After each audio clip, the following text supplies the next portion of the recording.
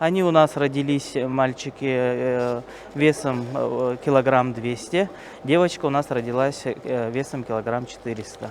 Дети сегодня абсолютно здоровые, в удовлетворительном состоянии. После ряда обследований сегодня мы готовы их выписать.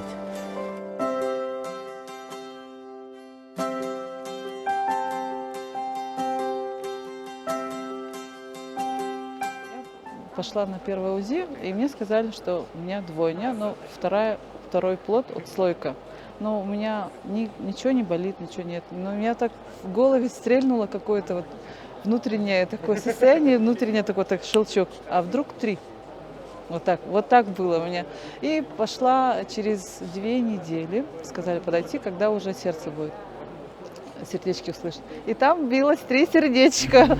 После рождения наших детей, внесок, двойняшек, Кристина уже 10 лет, прошло 10 лет, как мы ждали ребенка, девочку. Вот Господь дал нам такой большой подарок. Сразу троих.